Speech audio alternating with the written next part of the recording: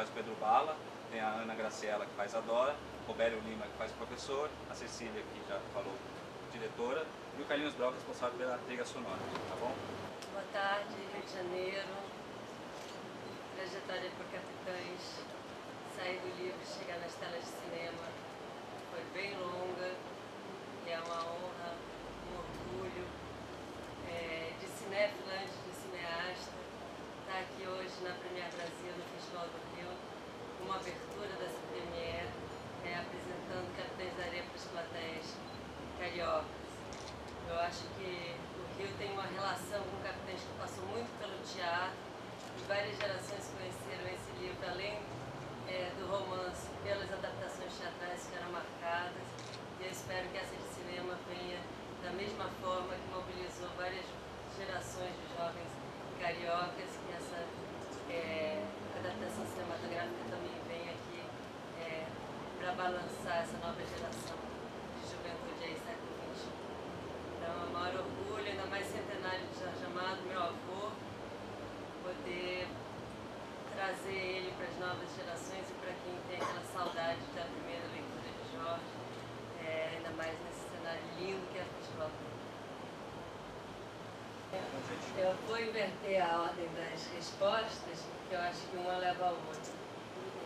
Capitães da Areia não foi assim, eu comecei minha carreira com 18 anos, trabalhando como assistente de direção no cinema, passou pela televisão, e eu nunca parei para pensar assim, qual vai ser o livro do meu avô que eu vou adaptar para o cinema, qual vai ser o primeiro, nem tinha chegado a pensar em adaptar necessariamente um livro dele. Mas eu acho que Capitães da Areia me escolheu, na realidade. Eu li com 14, 15 anos Capitães da Areia. E fiquei assim absolutamente marcada pela essa leitura juvenil, adolescente, arrebatada com aquela imagem de liberdade que tem no livro. Acho que é uma imagem que sai muito forte e é comum a um desejo de todo jovem, não só jovem menino de rua na Bahia, mas qualquer jovem no Brasil e no mundo. E isso me marcou. Mais adiante, já com uma carreira andada, eu fui um dia assistir um ensaio de Capitães da Areia adaptado para o teatro, como eu falei antes, foram muitas as adaptações aqui no Rio, por um diretor carioca, com um elenco adolescente, mas de atores já formados de grandes cursos de teatro, tablado, cal, alguns que já tinham feito cinema, e atores que estavam na mídia, jovens de classe média, todos cariocas. E vendo esse ensaio, eu fiquei tão comovida assim, com a emoção que eles colocavam nos personagens, mesmo sendo de realidades tão distintas, que achei que isso, na Bahia, com meninos da Bahia, que conhecessem o universo dos Capitães da Areia, e com todo o potencial que o cinema traz, com o audiovisual, e de explorar o máximo do audiovisual nessa adaptação, isso ia ser fantástico, e aí comecei a correr atrás para poder fazer essa adaptação. Mas o processo propriamente dito começou em 2004, 2005, eu comecei pesquisando no Projeto Axé, que é uma ONG que trabalha com a educação em Salvador, meninos de infância de risco, pesquisando o universo dos Capitães da Areia. Eu precisava conhecer os Capitães da Areia para fazer o filme, da mesma forma que meu avô conheceu os Capitães da Areia ao escrever o livro. E lá no Projeto Axé fui conhecê-los, entender o quão parecido, eu diria mesmo iguais, eles são aos personagens do livro, os meninos e jovens que estão na Bahia, que estão correndo as ruas da Bahia, não necessariamente abandonados 100%, porque acho que isso não existe, mas correndo e vivendo pelas ruas da Bahia. E a partir desse conhecimento, eu fiquei preparada já para fazer a adaptação, o roteiro e a pesquisa de elenco, porque adaptar não é só passar do livro para o roteiro, mas é passar do livro para o filme inteiro, de diversas formas. E entramos no final de 2007 em produção, começando o trabalho pela adaptação do roteiro e pela pesquisa de elenco, que se estendeu por quase 9 meses, entre pesquisa, preparação, até a gente chegar no elenco principal para começar a filmagem. E aí de lá para cá é o processo normal de cinema, né? Começamos em 2008, então foram 3 anos para o filme chegar. ligar as telas para um filme grande, complexo como esse. Eu achei o tempo assim, bem próprio ao trabalho artesanal que ainda é para o cinema. No Brasil, o cinema que eu queria fazer. A primeira escolha foi a definição de que trabalharíamos com não atores. Eu não queria atores profissionais, não necessariamente por uma questão de seria mais fácil trabalhar com atores ou mais barato, nada disso. Eu adoro dirigir atores, acho que é uma das coisas que eu mais gosto. Ao longo da minha carreira, foi minha maior que mais me despertou para a direção foi a direção de atores. Mas eu acho que nessa faixa etária são raros os atores de fato, né? E eu precisava que eles tivessem 14, 15 anos.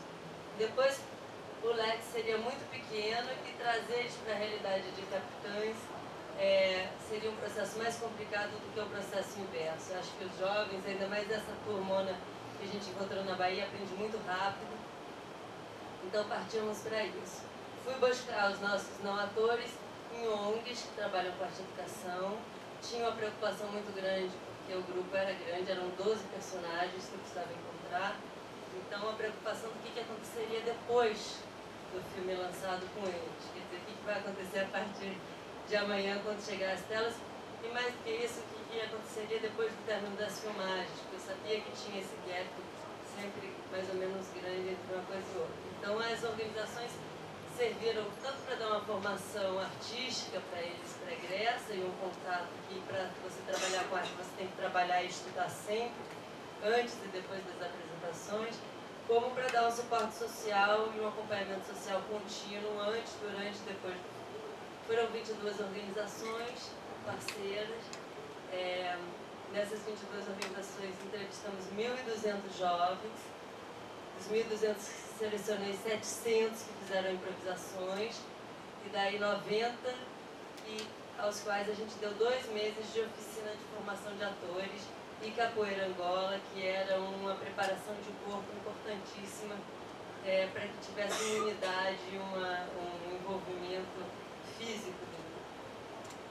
Esses 2 meses de oficina eram oficinas diárias, de 4 horas por dia, serviram para a gente como um grande teste de elenco.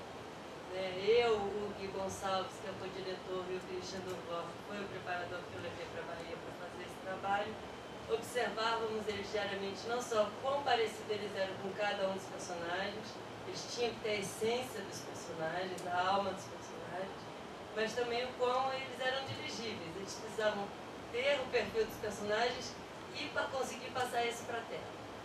E ter flexibilidade e aguentar um dia inteiro de filmagem e aguentar 9 semanas de filmagem sem perder o pique. Então esse processo foi como um grande processo de testes para a gente e para eles um grande processo de formação. Tinha essa preocupação de dar uma formação social também para eles e que eles pudessem levar esse aprendizado do cinema para as suas organizações, para as suas comunidades depois que acabasse o processo do filme. Eles funcionam como multiplicadores, de certa forma. E aí, desses 90, chegamos finalmente à família Capitães da Areia. Escolhi o Pedro Bala, e aí, se o Pedro Bala era o Jean, eu precisava de um professor que tivesse sintonia com ele, com a Dora também, e o Gato também foi escolhido em relação a ele, e a partir daí a gente foi montando o grupo em função do grupo e não necessariamente só em função de cada personagem. E daí aí é outra etapa, já são os ensaios, porque o processo antes da filmagem ainda teve um processo de mais 2 meses de ensaio antes que a gente iniciasse a filmagem. Eu também não tinha experiência com o teatro, nem com o cinema. Eu sou da área da música do Projeto Axé, no Projeto Axé, com 9 anos de idade. E aí a produção do filme Capitães da Areia me descobriu, foi esse processo que a Ana falou, que o Roberto falou, de chegar e fazer uma entrevista para talvez ser selecionado para participar do filme Capitães da Areia. E aí eu passei dessa entrevista, fiz as oficinas, fui aprendendo muito rápido a arte de atuação com o Christian. E hoje em dia eu estou aqui com esse filme feito, maravilhoso. E quero continuar fazendo, quero fazer teatro, quero continuar fazendo cinema, e quero fazer uma faculdade de artes cênicas e seguir carreira de ator e continuar na música também. Eu acho que as duas coisas se encaixam bastante. É uma transposição de linguagem, né? Mais do que simplesmente aquela tradução literal que a gente fala ser fiel, não ser fiel, você tem que transpor a linguagem específica artística que você está fazendo. Então as adaptações de teatro são muito particulares para o que funciona no teatro, né? E para o cinema, você passar do livro para o filme, você tem que buscar os códigos de cinema. Nesse sentido, eu não recorri a nenhuma memória que eu tinha do que eu já tinha visto no teatro. E, ao mesmo tempo, as duas adaptações que foram feitas para audiovisual, que foram a minissérie do Walter Lima Jr., passou na década de 80, tinha um formato longo de minissérie, era uma série longa, e um formato bastante adaptado para a TV, inclusive porque na época, se não me engano, a adaptação foi contemporânea à época, né? Foi transposto o texto para aqueles dias. E a adaptação que tinha de cinema de Capitães da Areia anterior a esse filme era uma adaptação feita por um diretor americano, bastante diferente do que eu pude ver do meu ponto de vista, por dois sentidos. Primeiro, porque era um olhar estrangeiro mesmo, com atores americanos, inclusive, homens adultos. Eu brinco que eles eram meio vikings, eles eram grandes, louros, fortes, bem diferente dos meninos da Bahia. Mas tem seu valor. Eu não assisti, não cheguei a assistir, vi cenas na internet, algumas cenas do Dorival Caymmi fazia o filme como ator, mas eu também não busquei nenhuma referência desse filme, como fazer ou não fazer. Eu queria fazer um filme que tinha uma visão bem clara do que eu queria para o filme, de uma linguagem para o século XXI, que eu acredito. Me arrisquei em várias áreas dentro do filme, com intenção clara disso. E essas outras adaptações antigas têm o seu momento histórico e o seu valor, mas não me influenciaram de nenhuma forma. A sensibilidade de Cecília, que por sermos muito próximos, né, somos familiares muito próximos, né? Existe uma distância, assim, pela grandeza que é a família Amato, eles nunca se portaram como estrela, né? Nem seu Jorge, nem Dona Zélia, nem ninguém da família. Então eles conhecem a Bahia, conhecem a história da Bahia. Acho que Cecília foi muito sensível no fato de reconhecer que em mim e que em tantos outros existia Capitães da Areia, né? E eu posso ser um desses personagens o qual nem chegou a ser citado no livro de Jorge ou até no próprio filme, mas que os tempos esclarecem quanto Jorge é contemporâneo, quanto essa história aparece comigo e que continua aparecendo como história do Brasil. O filme relata muitíssimo a questão da liberdade e do abandono, né, em todos os sentidos. Eu lido com comunidade, né, famílias, adolescentes, senhores, crianças, e acho que essa música não teria nenhuma dificuldade de surgir, porque é de uma história prevista.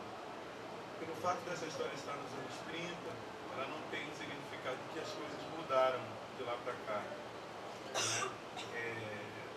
As crianças continuam sem oportunidades, continuam abandonando, o país politicamente está perdido em relação a que condução dá ao adolescente, ao desejo de aprendizado do jovem, né? E ao mesmo tempo como cuidar dos seus pais, como cuidar de vários tipos de chagas, né, e doenças que assolam a família brasileira.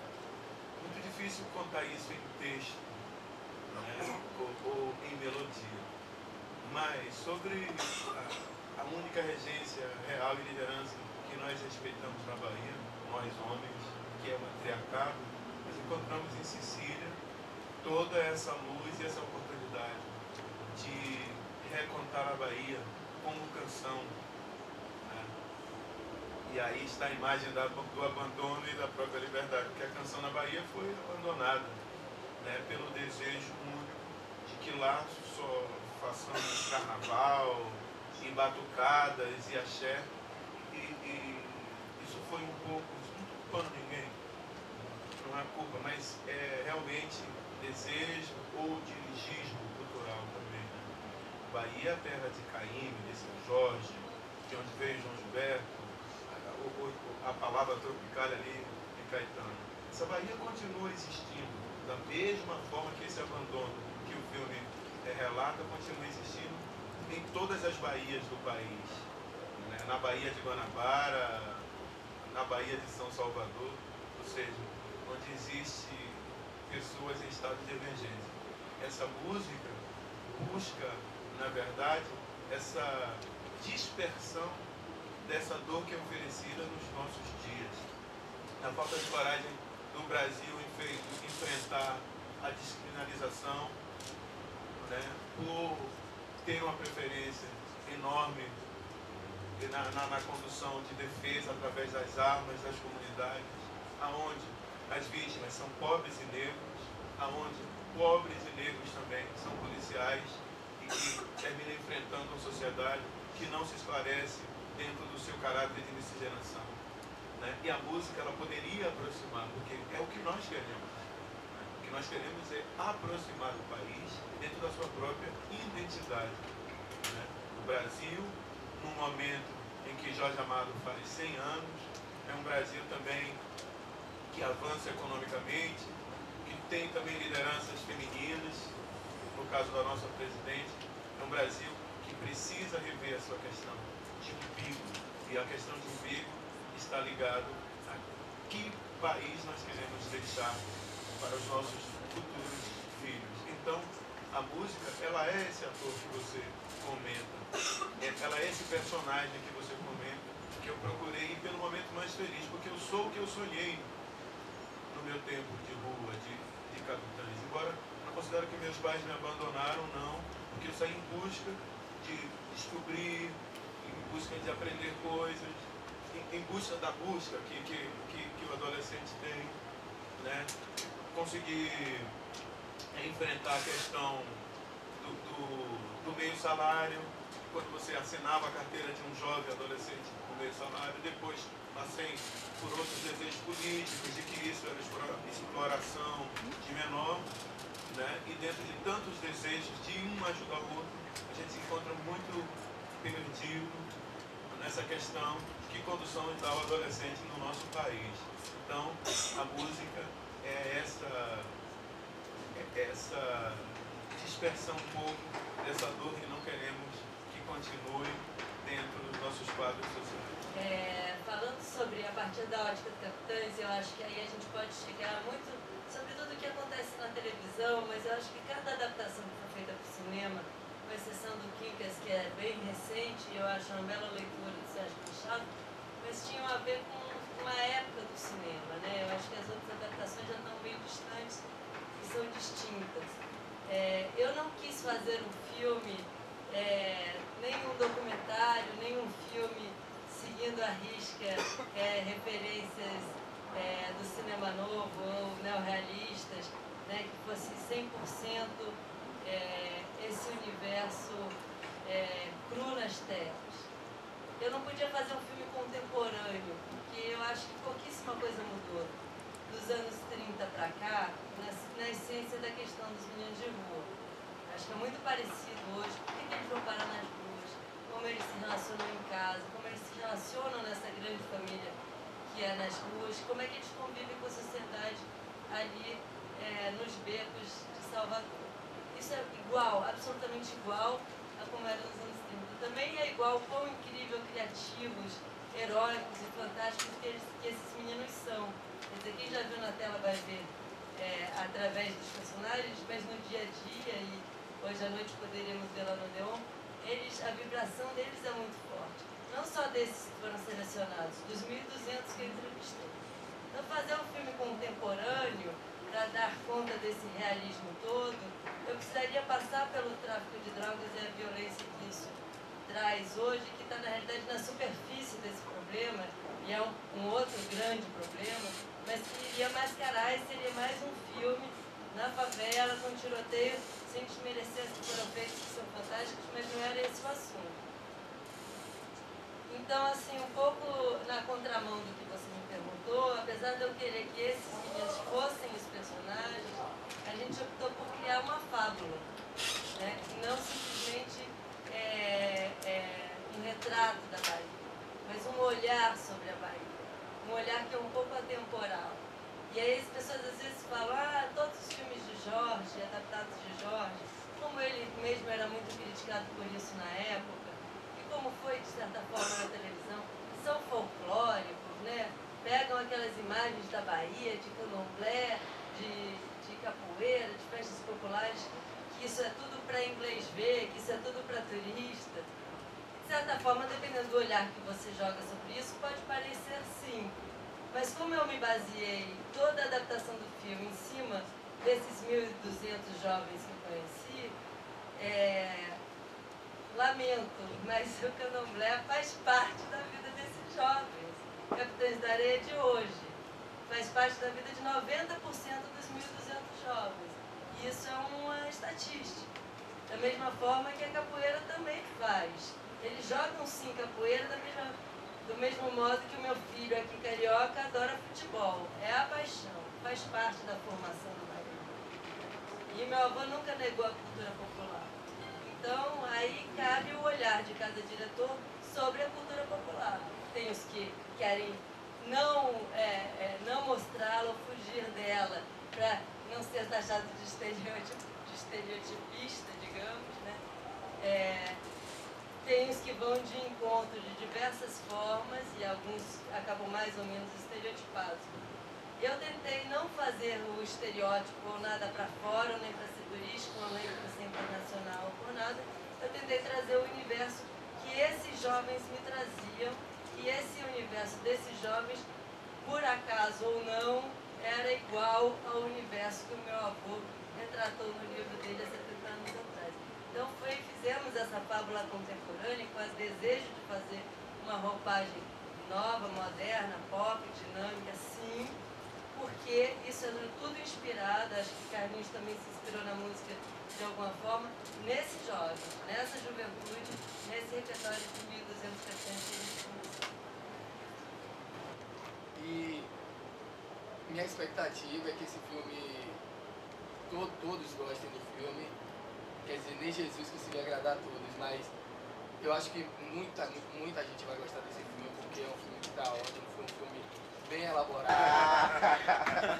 Não, desculpa cortar deles, mas é porque é um grupo de teatro, eu sou coordenadora do grupo, esse espetáculo tem uma diretora na Bahia, que é a Elisa Mendes, eles estão se preparando há 2 anos, e ele integra o quadro do Centenário de Jorge Amado no ano que vem.